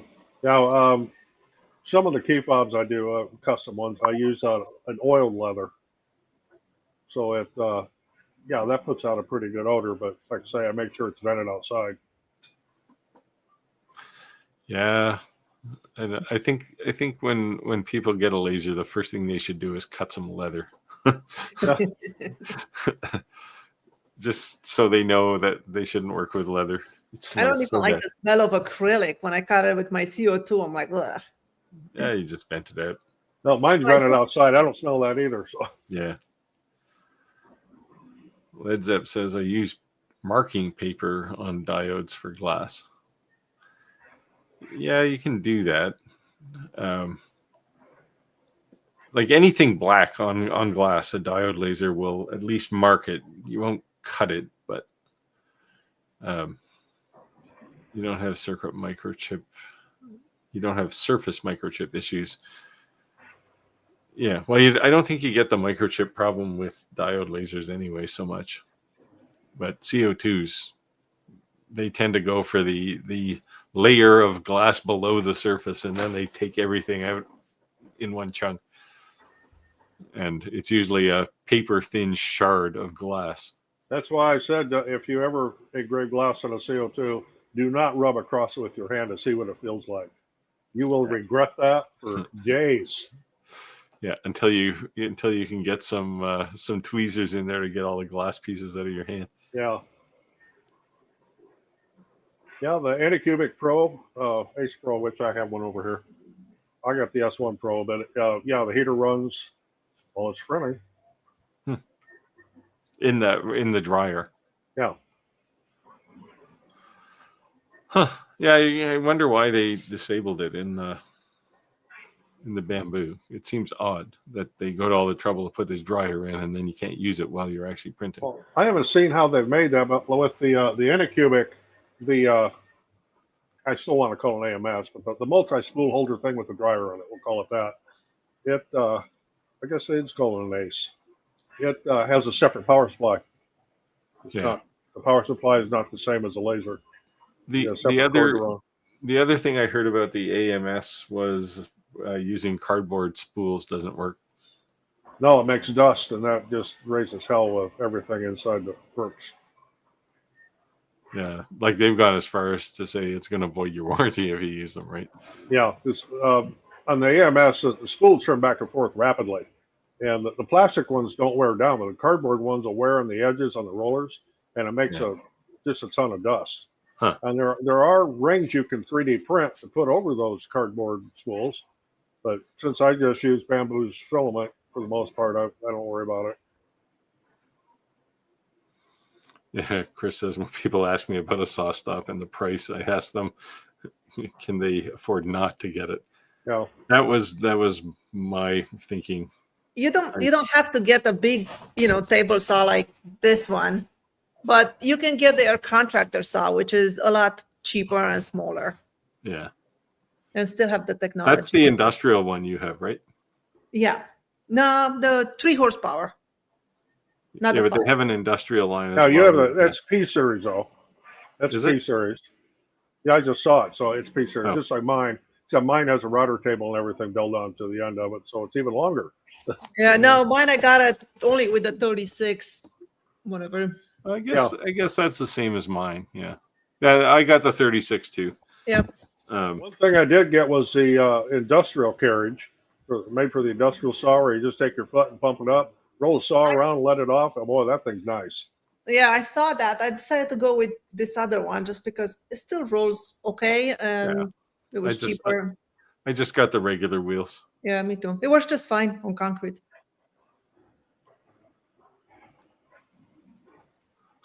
Keep a lot of super glue in the shop. Yeah, that's to sew your fingers up.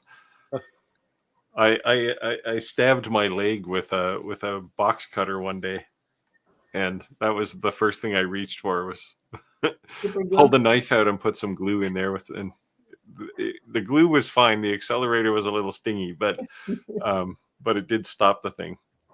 Yeah, that's what I have on my closet right there. It's like that blue tape is like a cross. That's my first aid kit, and it has all the cauterizing gauze and the steri strips and everything.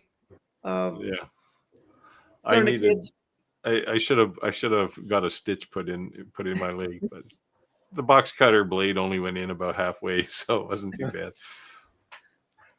Well, when I was putting candy boards together, that was on Monday, nailing them together, I had a brad go wild on one of the corners, hit something in the wood and went out the side, right into my index finger right here. So that's got super glue on it. I trained it only went in about a 1/4 inch, but it still was not pleasant. I trained my kids to use the tourniquet on me, and they pretty much cried every time they had to tighten it. They're like, "Mom, I'm hurting." I'm like, "You have to do it tighter. You gotta go tighter." Yeah, I didn't figure I would make it to my first aid kit to get Band-Aids without putting blood everywhere. So the CA glue was my first line of defense, because it was standing right beside my CNC where I keep the glue. So who inspired you all to get into woodworking? I have kind of an interesting story. When I was a little kid, I'm talking like 5, 6 years old, it was an old, what they used to call service station, old service gas station. The old man that owned it was always sitting out front carving something. They're whittling. He called it whittling. So while he was out there whittling these little things, he made little boats and animals and stuff like that. That kind of got me into the playing with wood stuff. And then as years went on, you'd start getting the accumulating tools and skills, and that's how I got started with it. Mostly tools. Yeah. Skill sometimes never comes. That's my case. I never really thought about it as getting into woodworking. It was like, I need something. It happened to be, I happen to have a piece of wood, and that's what I used to make it. For me, it was my youngest daughter. She had this like beautiful solid wood desk that we had for 20 years in her room. And one day she came to me and said, Mom, I need to buy a new desk. And I said, what's wrong with your old desk? And she said, well, it's red and I don't like red. I want something that is light green. And I said, well, what if I paint it for you? She said, okay. I didn't know anything about painting. So I watched a few YouTube videos, and most of the videos about painting was people that they flip furniture. So they buy furniture from thrift store, fix it and sell it. So I watched those videos and I painted her desk, and it ended up beautiful. But then watching those videos, I saw that a lot of people have to fix a drawer or a leg or something that is broken. So I was like, well, I wonder if I can learn how to do that. So I looked up around and I found a class right 15 minutes from my house. This lady, she's a French lady, and she was teaching women's woodworking with power tools. So I went online and I signed up for a class. The class was making a coffee table. So I went there, and it turns out it was the week before Thanksgiving. So everybody canceled, and it was just me in the class. So it was just me and her for 4 hours. We built a coffee table out of construction lumber, 2x4 pine. 4 hours later, I left with a coffee table from her shop. But in that time, it was like pretty much a one-on-one. She showed me the whole shop. I was asking questions about all her tools. And I think was the most amazing thing for me. I came home and I could not stop talking about my woodworking class that I took. And then for Christmas, my husband bought me a chop saw and the DeWalt table saw. And then I had to learn how to use it. And then I ended up buying more tools and just started making things. I learned everything I know from YouTube. Never took another class after that. Oh.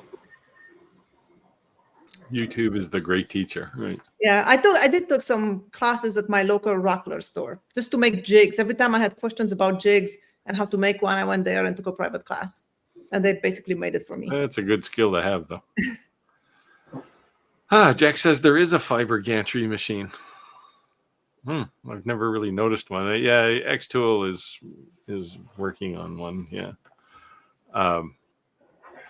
They announced the F2 Ultra UV at IFA last week.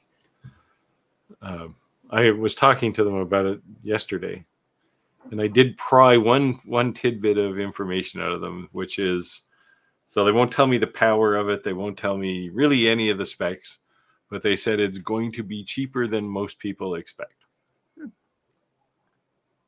Accessible was the word they used. It's going to be accessible. So we'll see. I hope to find out more soon.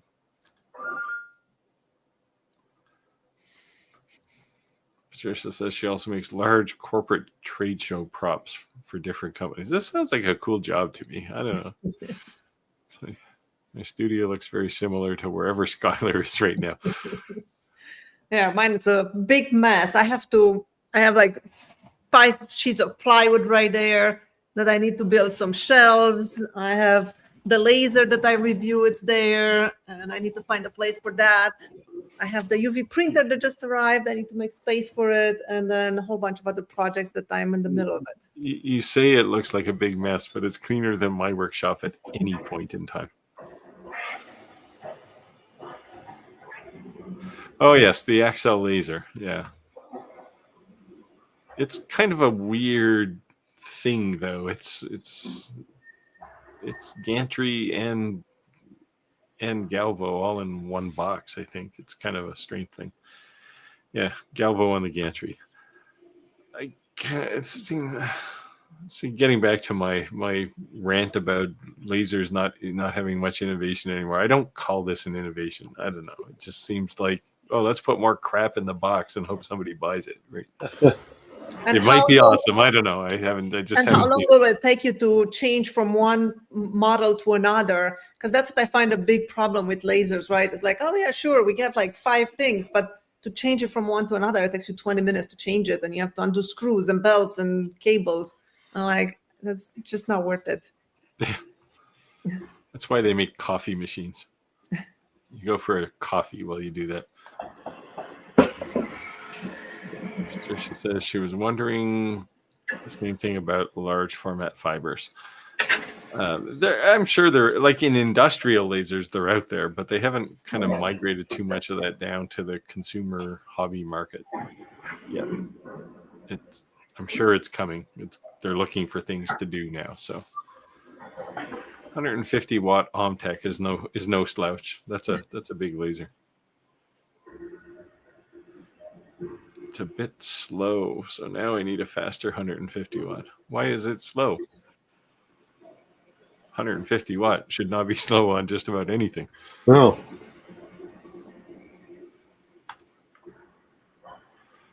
I just put cardboard spools on the lower sides because of the dust on my A1.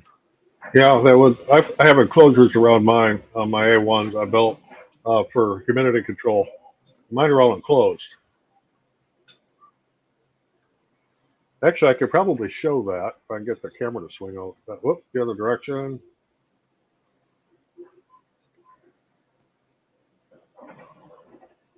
And up a little bit. So see, there's an enclosure on my on the AMS for my A1s. Is the A1 quite a bit slower just because it's a bed slinger? Yeah, it's slower, but it works. I mean, it does everything I need it to do. Yeah, Clayton's not on tonight. I don't think, but he seems to love his. Sounds like he's ready to buy another one. Yeah. I've got two A1s sitting over there. Gary says he's got an RF CO2 laser. When I do glass, yeah. So this is, if you want to do glass with CO2, the RF is the way to go. They have a much smaller beam too, which is nice. A little bit more, yeah. Cutting on glass is a little bit more refined with an RF. It doesn't get a lot of fracturing. Yeah, well, this is the like Epilogue and Trotec. They all use RF modules. There was another one, I think was called The One or something. The One? The One? I'm not sure. Something like that. I had RF. I know they contact me and they wanted me to review it, but they said they wanted me to sign a year-long contract that I post a video every 2 weeks. I'm like, no. Yeah, and only say nice things. Yeah, I was like, that's why I generally don't do contracts. Yeah, me neither. Never sign anything. I want to have some freedom. Okay, this one here, TJ said, sorry I'm late. Got my X1C on Thursday. I've been running it almost 20 hours a day. Things fun. Can you use bamboo filament settings for non-bamboo filament? Yes, at least for Sunlu brand and Tech Bear. Those are the only other two brands of filament I use besides bamboo. And I can use the bamboo settings. I'm talking about PLA here, not PETG or TPU. With PLA, yeah, the bamboo settings are just fine.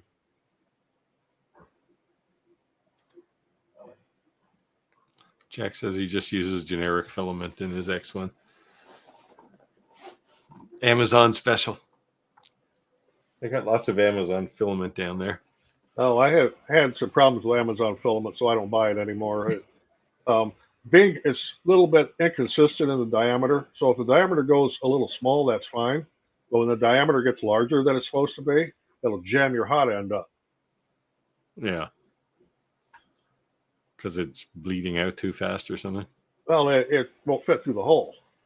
The extruder won't take it. Won't. Yeah, it just won't fit. I haven't had any. I mean, surely any extruder would show that problem.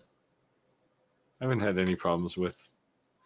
I don't generally use that for anything that I want to keep. It's mostly prototype stuff, but I've got quite a bunch of the cheap stuff. Sunlu makes they call it a recycled filament. Yeah. And I use that for prototypes and stuff like that. It's cheap. The color is not consistent. So unless you're getting black, but if you're with any other color, the colors won't be consistent. Ordinary Woodworker says he's got a degree from the University of YouTube. Yeah, I think many of us do. Tim says, yeah, just like the Comarker X you predicted. Did I predict the Commarker X? I predicted maybe something similar. The price. Yeah, I didn't know what the price was, and the website that you sent me to, was it last week or the week before? That wasn't a published site. It was certainly from Commarker, but it was something they were working on, I think. So I wasn't even convinced then that the price was right. But I think they're building in the tariff fees in there, because I don't think when you buy one in the US, you're paying the tariff price on top. You're just buying it and it's getting shipped. Unfortunately, the rest of us have to pay that price too. I was worried about the UFI printer that's going to come and I'm going to have to pay tariffs, but it didn't. Just showed up. No, I think they're shipping them out of U.S. warehouse, right?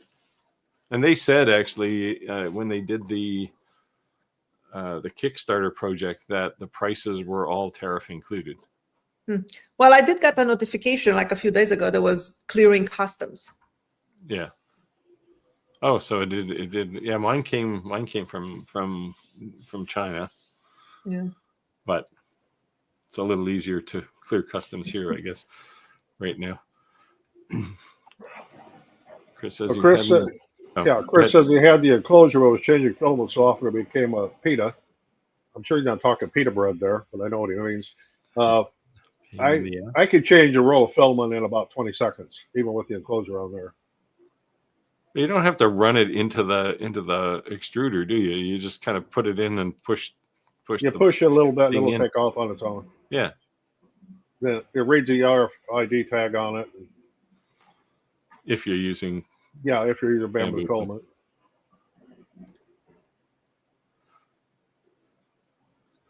No changing the Excel laser. Both modules are on at the same time. Yeah. I don't know. It just seems like it's overly complicated for no reason. But I'm sure, I haven't really paid that much attention to it. So ATB says he was actually looking at the RA2 Pro, which is a rotary for people who don't know.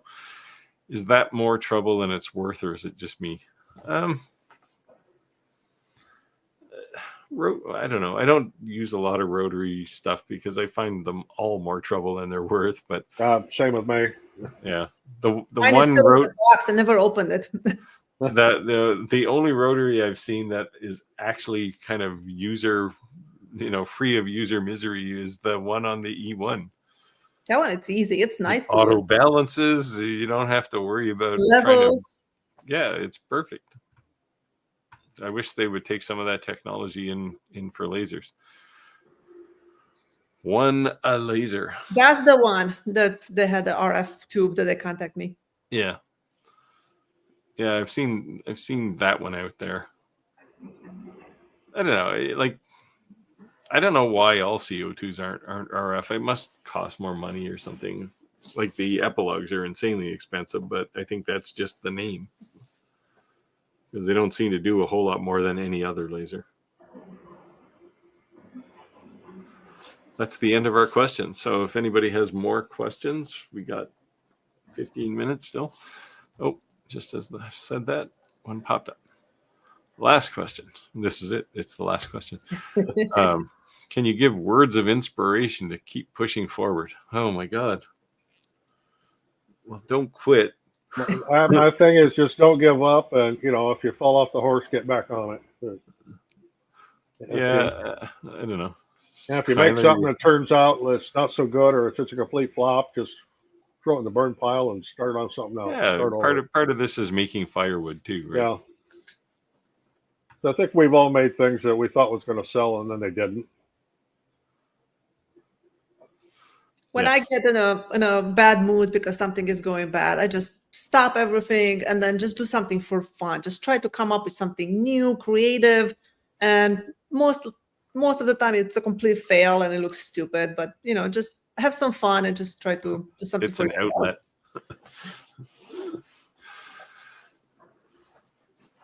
Yeah, I don't know. It's one of these things. Sometimes you just have to put everything down and go for a walk. Yep. Right? Go to the beach. But you get back on it. Now I'll be going to the beach here in Mexico come November. We got a 3-week trip planned. Oh, that's good. So 3 of the live streams will be coming from Playa del Carmen, Mexico. I just came back from Martha's Vineyard not too long ago. Live from Mexico.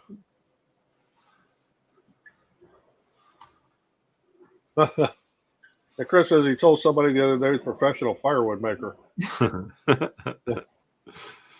Truer words have never been spoken. Yeah. I've made my share. Oh, from Dennis in West Virginia. West Virginia. I think this is the first person we've had from West Virginia. Don't recall seeing anybody else. Oh. So welcome. Well, what's up this week? Well, what's left of this week, I guess, between now and the next live stream. Well, I'm working on making ghost dragons for somebody. Halloween. Pick one up. Oh, those things? Oh yeah. My God. Do people actually want to buy those things? Oh, this was one of the big things. The craft show was at 2 weeks ago. This lady she had all kinds of them out on a table and just selling the dickens out of them. And she's getting $15 for one of these. My God. Well, this 3D prints, and it's probably using, I don't know, maybe $3 worth of filament at most. Yeah. Yeah. And they're extremely popular. Kids absolutely love them. And it's not something that can be injection molded. It pretty much has to be 3D printed so they can articulate like this. Yeah. I'm going to make about 20 breadboards with the crumb tray catcher thing. A while back, we were talking about our failures with Rick and you said about your cigar box, and Rick had his garden stakes. And mine was those breadboards. Like I had 6 of them made, and I had them for a year, and nobody bought them. I thought they were going to sell so well. And then after that live stream, shortly after, I sold them all. So now I'm going to make a whole bunch more. Oh.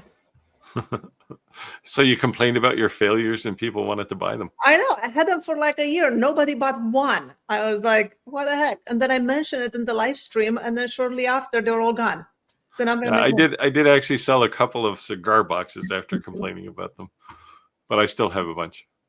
So what else can we complain about it that we need to sell? What is a reasonable cut depth for a 40-watt diode laser?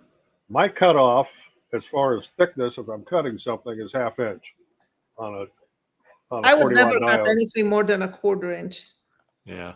If I go beyond a 1/2 inch, I'm either using the bandsaw, the scroll saw, or the CNC. Yeah, if you're cutting anything with a straight line, cut it with a saw. Yeah.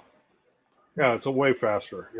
Yeah, and you don't have to deal with all the charcoal at the end. Yeah. I find like if I cut anything more than a 1/4 inch, there's so much charring that I have to do sanding or clean it up. It's more work than just cut it with something else. Yeah, although you're trying to do it in a single pass? Well, yeah. Because you can do lower power and multiple passes. Yeah, I know, but I don't do it. I don't cut anything more than a 1/4 inch. Yeah, I generally don't. When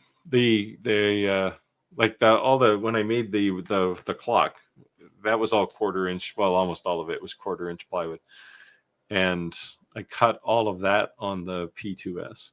Nice. And it was clean. It the plywood is not bad. MDF, I don't like cutting it with the laser. It chars it so much. MDF you get black all over your fingers. MDF doesn't cut well with anything, and people keep trying.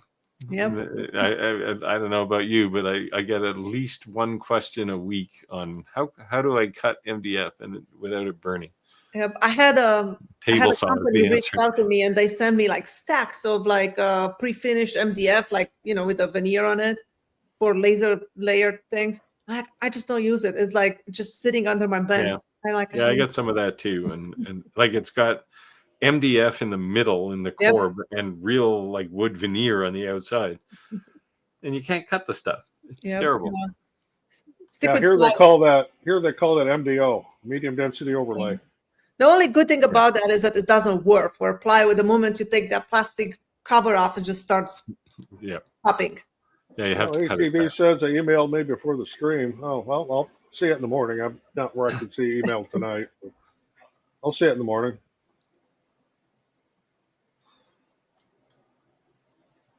Dennis said hi to Dennis. Led Zepp. Be original and care about what you do. I think caring is the operative words here. Yeah. And thanks for coming out from Yorkshire. It's also getting pretty early in the morning for him. Yeah, I mean, you gotta be passionate about what you're making, right? And I mean, and sometimes be passionate about learning how to make something, because sometimes you may not know how to do it. And for me, that's the most exciting part, is learning. If I just do stuff that I know how to make and I know I can make them well, I get so bored. It's like, I want to learn new things, new techniques. I want to try something new. Yeah, but part of learning is failing a lot, right? Oh, So you can't get discouraged. I do a lot of that, so I'm good there.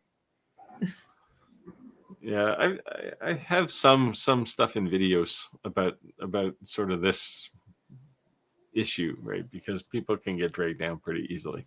I'll try and find that video. Palato needs to complain about your.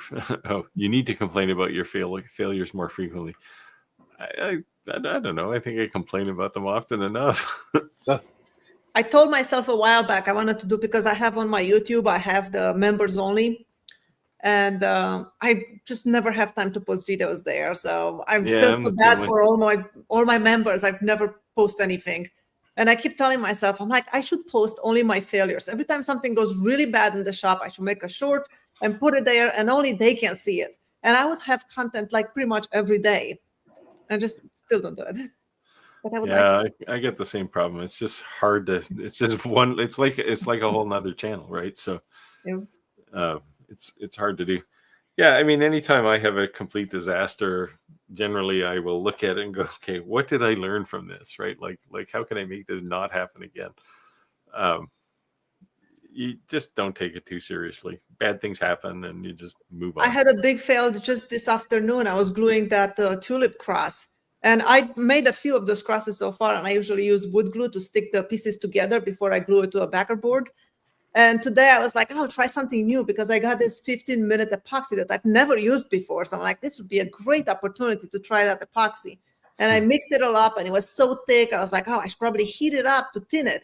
So I went and heated it up, and then I mixed it again, and it was all liquidy and stuff. And I started gluing, and then it cured so fast, and my pieces were not where they needed to be. So I had all these gaps. So I basically had to like hammer it out and like rip it apart and glue it back and sand it. I was like, why did I try this while I was filming the video?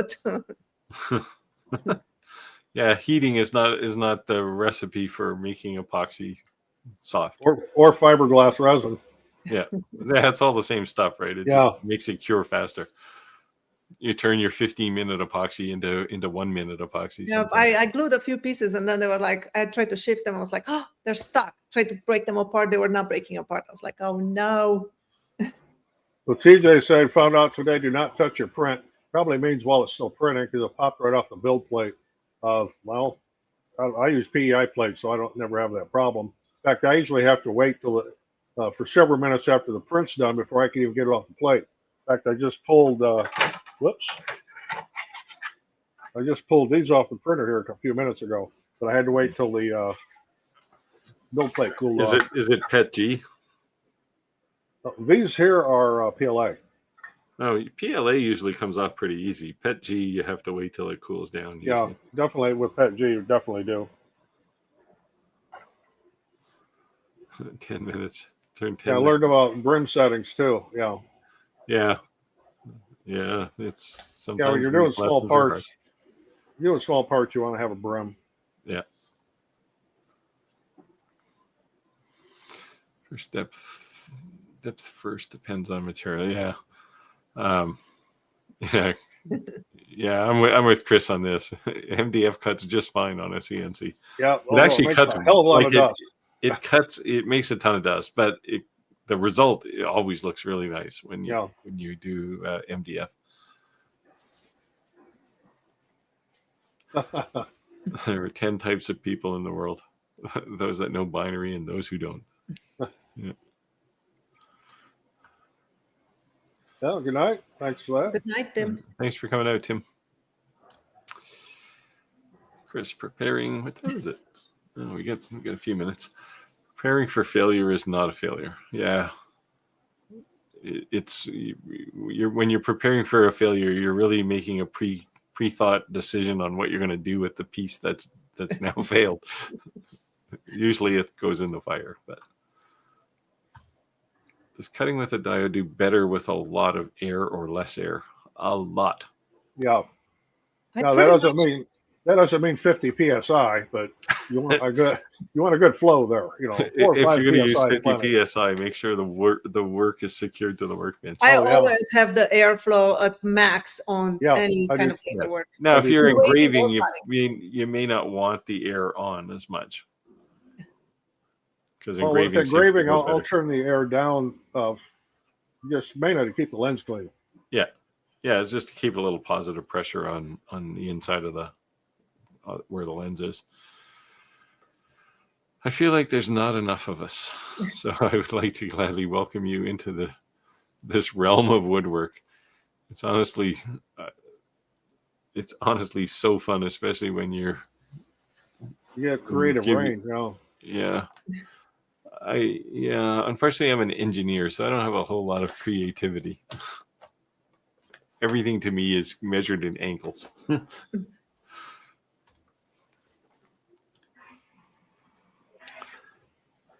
Yeah, if you prepare for failure, you will never be disappointed either way. Yeah, you just got to adapt to Murphy's laws. You know, the one that says if absolutely nothing can go wrong, it will.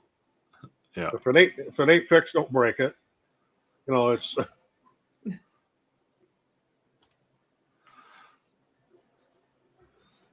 Skylar doesn't like us. That's why she's not on every week. That's not true. I just don't have the time. She would rather spend time with her kids. Go figure. They are very cute. Still. Eventually they'll grow up and not phone you. Right. That's what my kids do. They never phone me. Yeah, well, they got to the age now where they text me from their bedrooms. Mom, can you bring me some, they call it crispy water when they want icy water. Can you bring me some crispy water? I'm like, you are right there. Why don't you just come talk to me? You're 10 feet from the kitchen. Yeah. Anthony says, just don't give up. You'll fail 100 times before you succeed, and that one time will make it all worth your while. Yep. Sometimes when you do something that you think is a failure, it turns out to be a new path too. Yeah. And if failure is the biggest teacher, it tells you what not to do. Yep. Well, you probably shouldn't make the same mistake more than 4 or 5 times anyway. I've learned 1,000 ways not to do things.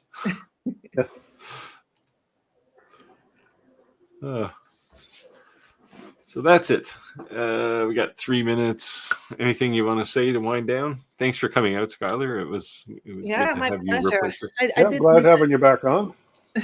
Yes, it You're was always welcome. Any parting words?